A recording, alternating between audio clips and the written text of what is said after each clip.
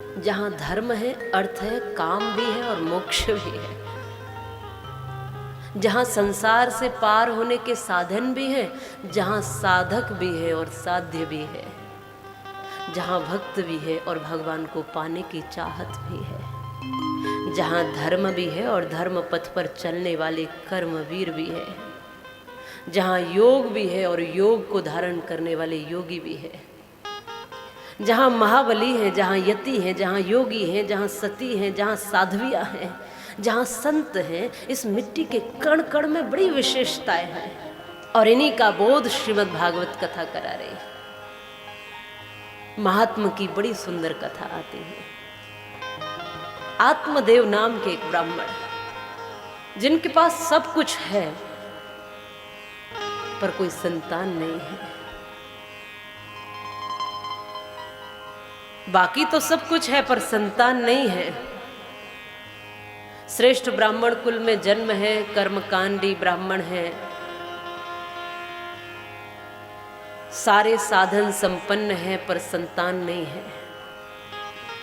अपने आप को कोसने लगा, मैं बड़ा दुर्भाग्यशाली, मेरा भाग्य तो देखिए, मेरे घर में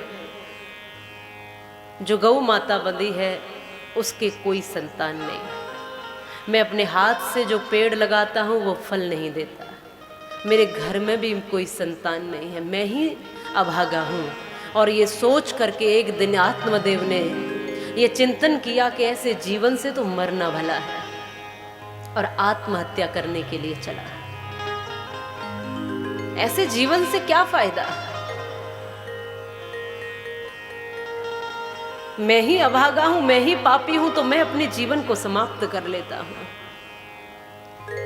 मरने निकल गया, मार्ग में संत मिले, उदास देखा तो पूछ लिया परिचय, और परिचय पूछ करके कहा कहाँ जा रहे हो? इसने कहा मरने जा रहा हूं। क्यों मरना चाहते हो? इतनी सुंदर जिंदगी है, ऐसा जीवन है, क्यों बर्बाद कर रहे हो? इसलिए क्योंकि घर में कोई संतान नहीं है, मैंने संतान हूं, ऐसे जीवन से कोई लाभ नहीं है। संतों ने अपनी दिव्य दृष्टि से देखा तो पता चला कि अगले 7 जन्मों तक भी इसको संतान का सुख नहीं है। कहा घर जाओ, वापस हो जाओ, अगले 7 जन्मों तक भी तुम्हें संतान का सुख नहीं है। कितने जन्म मरोगे, कब तक मरोगे? बार बार आओगे, बार बार मरोगे। इसलिए जो मिला है उसमें संतुष्ट रहो, उसमें प्रसन्न रहो, उसमें खुश रहो। संतान नहीं है तो क्या है, बहुत कुछ है, श्रेष्ठ जीवन है, श्रेष्ठ परिवार है, पत्नी है, और सब कुछ तो है तुम्हारे पास, पर इसको संतुष्टि नहीं। अधिकतर हम में से भी बहुत से लोग ऐसे हैं जो नहीं है उसको पाने की इच्छा है, जो है उसमें आनंद नहीं है। जो नहीं है उसके लिए दौड़ लगा रहे हैं, जो है उसकी कोई कद्र नहीं है, कोई कीमत नहीं। किसी ने बड़ा सुंदर कहा है कि पाई हुई दुनिया तो संभाली नहीं जाती, और खोई हुई दुनिया के निशान ढूंढते हो। जो नहीं है उसके लिए जा रहे हो, जो है उसमें प्रसन्न नहीं हो। दूसरे का घर अच्छा लगता है, दूसरे की वस्तुएं अच्छी लगती है, सब कुछ अच्छा है, मेरे पास क्यों कुछ नहीं है? हमेशा तो जीवन को कोसते रहते हैं, पर यह सुखी होने का रास्ता नहीं है। जो मिला है उसमें संतुष्ट रहो, जो है उसमें प्रसन्न रहो।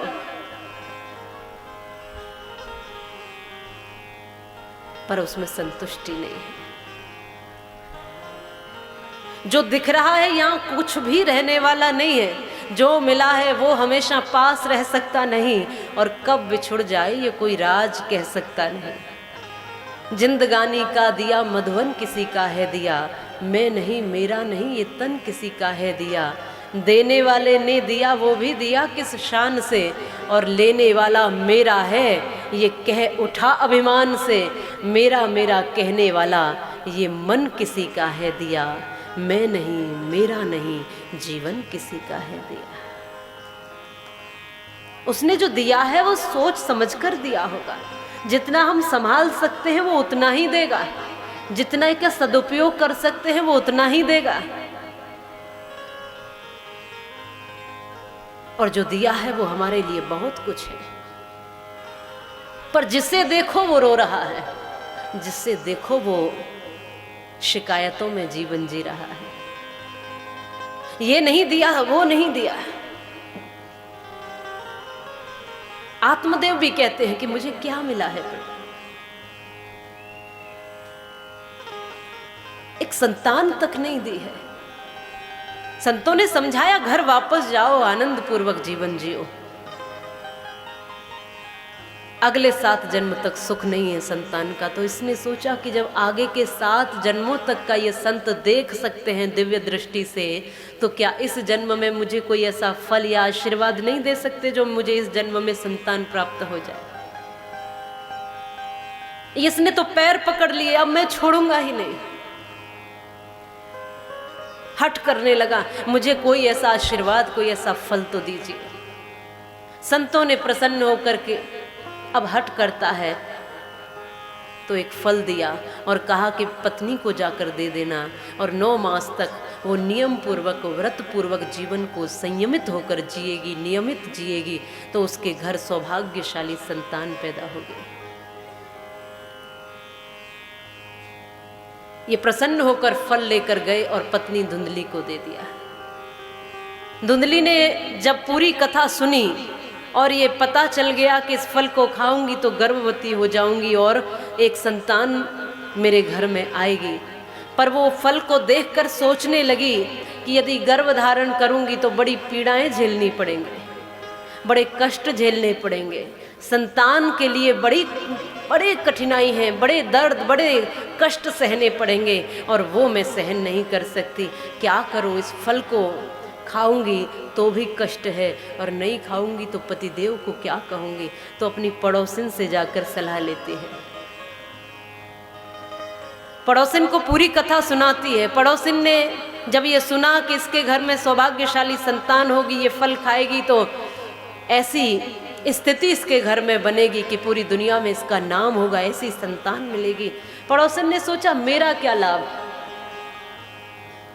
सौभाग्यशाली ये होगी, लाभ इसको मिलेगा, संतान इसके घर होगी, नाम इसका होगा, यश इसका फैलेगा, कीर्ति इसको मिलेगी, आनंद इसको मिलेगा, मुझे क्या मिलेगा।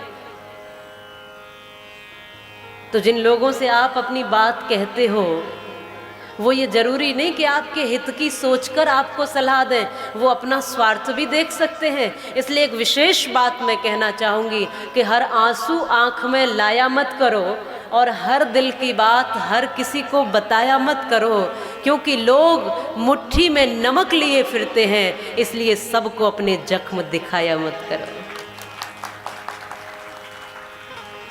और माताएं, मेरी बहू तो ऐसी है, तो वो बहू को तो बदलने आने वाली कोई है नहीं। पड़ोसी क्या करेंगे, दूसरों से व्यथा अपनी रो रहे हैं। इसने सोचा मेरा क्या लाभ है,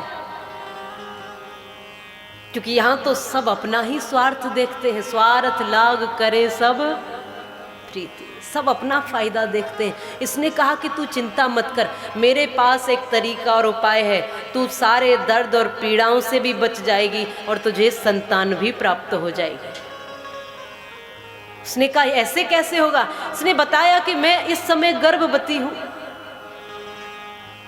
9 मास बाद मेरे घर में भी कोई ना कोई संतान होगी, तो जब 9 मास पूरे होंगे और कोई संतान होगी तो तू उस संतान को लेकर चली जाना और बदले में मुझे कुछ धन दे देना, तेरा भी लाभ और मेरा भी लाभ। तो पतिदेव से क्या कहूंगी, अरे पतिदेव को झूठ बोल देना, पतिदेव को झूठ कह देना, इस फल का क्या करूं। अरे फल को गौ माता को खिला दे, तेरे आंगन में गौ माता बंधी है, ये भी पता चल जाएगा कि संतों के आशीर्वाद में कितना बल होता है। इसको बड़ा उपाय अच्छा लगा। इसने फल गौ माता को दिया और पतिदेव से झूठ बोल दिया कि मैंने फल खा लिया है। यहां 2 गलतियां की, एक तो झूठ बोला और दूसरा संतों का परीक्षण किया। कैसे जैसे तैसे झूठ बोल करके संभालती रही, और 9 मास पूरे होने पर जब पड़ोस के घर में बालक हुआ, पुत्र रूप में उसको लेकर आई, धन देकर आ गई, और उसने आत्मदेव को कह दिया आप पिता बन गए, आपके घर में पुत्र हुआ है, आप पिता बन गए। और जैसे ही आत्मदेव को पता चला वो तो प्रसन्न हो गया। इतने वर्षों के बाद इस किसी संतान का मुख देखने को मिला है, मैं धन्य हो गया, मैं सौभाग्यशाली हो गया। पूरे नगर में मानो दुमदुमी बजबाजी, पूरे नगर में ढोल नगाड़े और मिठाइयाँ बंटवाना शुरू हो गया, मैं पिता बन गया। और देखा तो गौ माता से भी एक गौकर्ण महाराज प्रकट हुए हैं। बोलिए गौकर्ण महाराज की। इधर गौकर्ण भी है, इधर इसके घर में भी संतान, 2-2 खुशियां हैं। ये तो बहुत प्रसन्न हो गया। निश्चित रूप से जब हमारे घर में भी संतानें होती हैं तो प्रसन्नता तो होती है। और बेटियों का तो पता नहीं, पर जब बेटा हो जाए तो सब बड़े खुश होते हैं। और बेटियों का तो आपको पता होगा कितने खुश होते हो जब बेटी होती है। पर बेटा हो जाए तो बड़े प्रसन्नता, बड़ी खुशियां। क्यों? ये स्वर्ग की सीढ़ी चढ़ाएगा, ये स्वर्ग दिखाएगा, ये मोक्ष दिलाए। अब स्वर्ग का मोक्ष का तो पता नहीं, हाँ वृद्धाश्रम जरूर दिखा सकता है। अब आज की तो बहुत सी संतानें ऐसी, मैं ये नहीं कहती कि प्रत्येक संतान, हाँ लेकिन ज्यादातर संतानें ऐसी हैं। प्रसन्न, अति प्रसन्न है आत्मदेव। माँ प्रसन्न है, माँ हर्षित है, पीड़ा भी झेलनी नहीं पड़ी और पुत्र भी मिल गया। क्योंकि ये धुंधली के सानिध्य में है इसलिए इसका नाम धुंधकारी रखा, वो गौ माता के सानिध्य में इसलिए इसका नाम गौकर्ण रखा। जैसी माँ के संसर्ग में संतानें होती हैं उस पर वैसा ही प्रभाव होता है। ये धुंधली भी बड़ी विचित्र थी, बुद्धि इसकी अलग ही चलती थी, सबसे हर समय लड़ने और झगड़ने के लिए तैयार रहती थी। तो संतान पर भी ऐसा ही असर हो रहा है, धीरे धीरे बड़ा हुआ है। लेकिन कहते हैं कि पूत के पैर पालने में दिख जाते हैं। कभी चोरियां करके ले आए, कभी किसी को मार के आ जाए, कभी किसी को रुला के आए, किसी को नुकसान पहुंचाए। बचपन से ही इसका उत्पात शुरू हो गया। और एक दिन अपने पिता के पास आकर के, अभी तो छोटा ही है, बहुत बड़ा भी नहीं है, आकर कहता है पिताजी आपने जो कुछ भी अब तक कमाया है वो सब मुझे दो, नहीं तो अपने हाथ से गला दबा करके मार दूंगा। अब खरीदी हुई संतानें और क्या करेंगी? संतानों का निर्माण तो उन संस्कारों से होता है। जब 9 मास तक माँ अपने गर्भ में उनको संस्कार देती हुई, अपने सानिध्य में रखती हुई जब उसको श्रेष्ठ बनाती है तो संतानों का निर्माण होता है। जब ये आत्मदेव ने सुना तो आज संतों की बात याद आ गई कि तुझे 7 जन्मों तक भी संतान का सुख नहीं है। आज रोने लगा, क्या इस संतान के लिए, इसके लिए मैंने इतने कष्ट सहन किए? क्या ऐसी संतान के लिए मैं तीरथ घूमा, रोता रहा, बिलखता रहा, मरने चला था, आत्महत्या करने चला था, आज ये पश्चाताप हो रहा है, ये मुझे अपने ही हाथ से मारना चाहता है। आत्मदेव को एकदम वैराग्य हो गया। ऐसी संतान के लिए मैं मरने चला था, मैं जीवन बर्बाद कर रहा था इस संतान के लिए।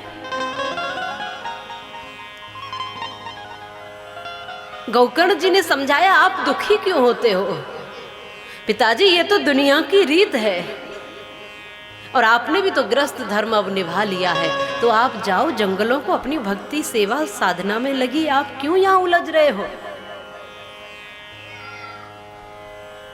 आत्मदेव जंगलों की ओर गए, गौकर्ण महाराज तीर्थ की ओर गए। कुछ दिन बीते ही थे कि यही शब्द माँ से दोहराया इस धुंधकारी ने कि माँ पिताजी तो अब नहीं है, अब तू जो कुछ है वो दे मुझे, नहीं तो अब तुझे नहीं छोड़ूंगा। माँ ने रात्रि में जाकर आत्महत्या कर ली। धुंधली ने अकेला रह गया, अब अकेला खूब और ज़्यादा पाप करने लगा, क्योंकि अब कोई रोकने टोकने वाला नहीं है।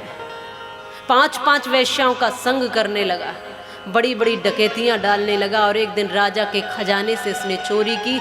और ऐसा हुआ कि उन वेश्याओं ने सोचा कि ये स्वयं मरेगा और हमें भी मरवाएगा, इसलिए इसको रात्रि में बांधकर फांसी लगा दी और मारने का प्रयास किया। ये नहीं मरा। तब अंगारे गरम गरम जलते हुए अंगार इसके मुंह में डाल दिए, इसकी छाती पर डाल दिए। ये तड़प तड़प करके चीख चीख करके मरा। इसको प्रेत योनि मिली। ये विचरता रहा, चिल्लाता चीखता रहा उस प्रेत योनि में। जब गौकर्ण महाराज तीर्थ से वापस आए, उनको ये आभास हुआ कि मेरा भाई धुंधकार इस दुनिया में नहीं है और प्रेत आत्मा बन गया है। तब श्रीमद् भागवत कथा संतों के आशीर्वाद से उन्होंने श्रवण कराई इस धुंधकारी को, उसकी आत्मा का आवाहन किया और 7 गांठ वाला वांस गाड़ करके उसमें आत्मा को प्रवेश कराया। और एक एक दिन में एक एक गांठ चटकती गई और 7 दिन में 7 गांठ चटक गई और उस धुंधकारी की, उस प्रेत आत्मा की मुक्ति हुई। बोले श्रीमद् भागवत महापुराण की। धुंधकारी को मोक्ष मिला श्रीमद् भागवत कथा से, पर उसने एकाग्र होकर के कथा को श्रवण किया है। इसलिए ये कथा केवल उन लोगों के लिए ही नहीं है जो यहाँ बैठे हैं। जहाँ जहाँ तक भी ये आवाज़ जा रही है उन सब का कल्याण करती है। जहाँ जहाँ तक भी ये वायुमंडल में ये शब्द भ्रमण कर रहे हैं, सब जगह मंगल होता है। और जो शरीर बैठे हैं उनकी मुक्ति का भी कारण है। और जो शरीर छोड़ करके चले गए हैं, इसलिए तो पितरों की मुक्ति के लिए कई बार कथा करवाते हैं श्रीमद् भागवत कथा। तो उन सब के कल्याण हेतु ये आनंदमयी कथा है। बोलो बांके बिहारी लाल की।